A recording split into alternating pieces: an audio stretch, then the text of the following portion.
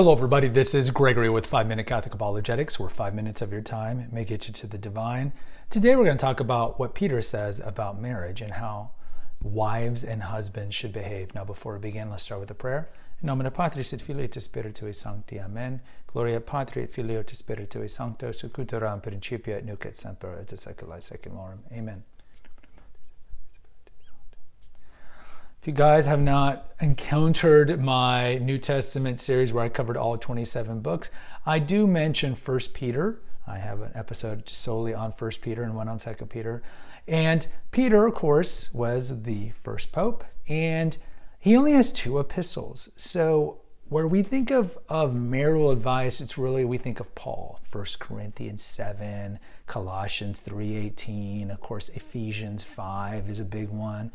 1 Timothy 2, you hear his advice to Timothy that women should be silent at all times and that they shouldn't be leaders in the church. But Peter does give his own advice, so I thought it'd be good to cover it. Now, the Gospel of Mark, as we covered in that treatment, really you could call that Peter's Gospel because Mark was a disciple of Peter. And so largely Mark is really kind of the ministry of Jesus Christ through the eyes of Peter. But either way, let's go to 1 Peter chapter 3. Likewise, you wives, be submissive to your husbands, so that some, though they do not obey the word, may be won without a word by the behavior of their wives, when they see your reverent and chaste behavior. Let not yours be the one outward adorning with braiding of hair, decoration of gold, and wearing of robes, but let it be the hidden person of the heart, with the imperishable jewel of the gentle and quiet spirit, which in God's sight is very precious. So once the holy women who hoped in God used to adorn themselves and were submissive to their husbands, as Sarah obeyed Abraham, calling him Lord, and you were now her children if you do right and let nothing terrify you. Likewise, your husbands, live considerately with your wives, bestowing honor on the woman as the weaker sex, since you are joint heirs of the grace of life, in order that your prayers might not be hindered. So a couple of things here. It's very beautiful. Now, Hebrews has something at the end where it tells them the marital couple not to defile the marriage bed. So we know that, of course, adultery is a grave sin. Christ talks about it as well. But let's go through it. Likewise, at the beginning, likewise, you wives, be submissive to your husbands, so that some, though they do not obey the word, may be won without a word by the behavior of their wives. So you see this like in the old age. You can kind of see it in like shows like Bridgerton on Netflix. The cad, the rogue, and then he sets his sights on a beautiful woman. Of course, it's beautiful. But Peter talks about the interior beauty that's precious. He's not saying you can't put your hair in braids. What he's saying is that rascallion men will be attracted to women who are beautiful, but who have what? Things that you don't see today as much. Virtue and modesty. And that paragon of virtue and modesty in that beautiful woman who also exudes interior beauty will bring that man who maybe has too much of the works of the flesh, as we talked about in the Galatians video, back to God.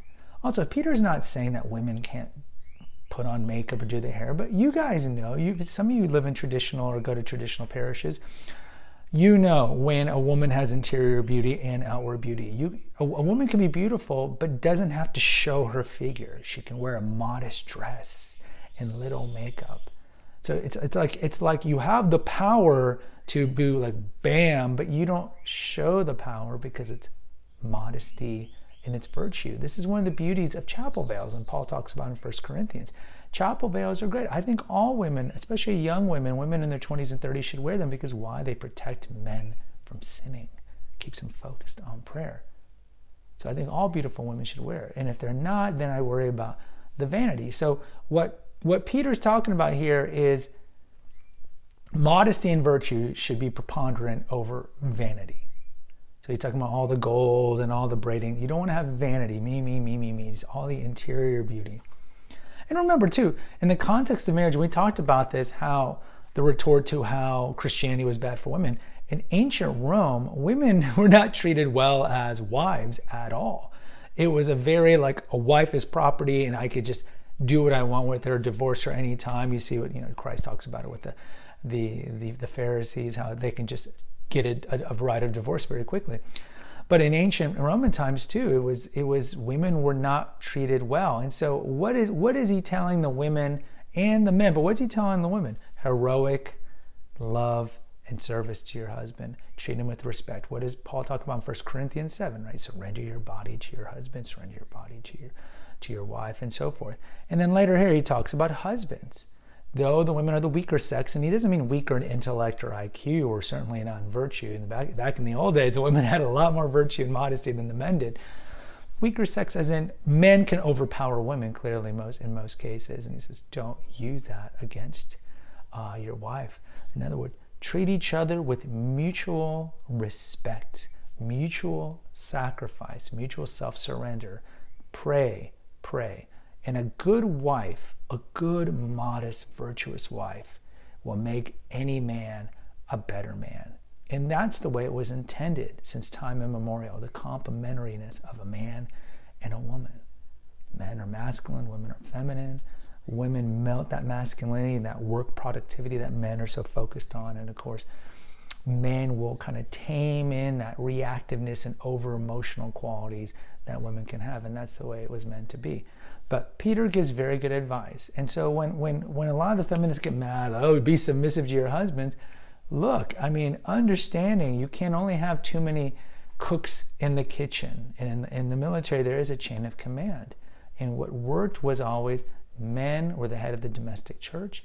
And with that comes responsibility, not just I'm going to lord these things over you and get sex anytime I want and fix me my chicken pot pie and all that. No, something to do with that. It comes with responsibility. And I think the best place where you see marriage fleshed out is probably Paul in Ephesians 5. I think that's best. But Peter here gives great advice, and I think it's advice that is beautiful and should be heeded. Guys, please post in the comments. Let me know if you agree or disagree.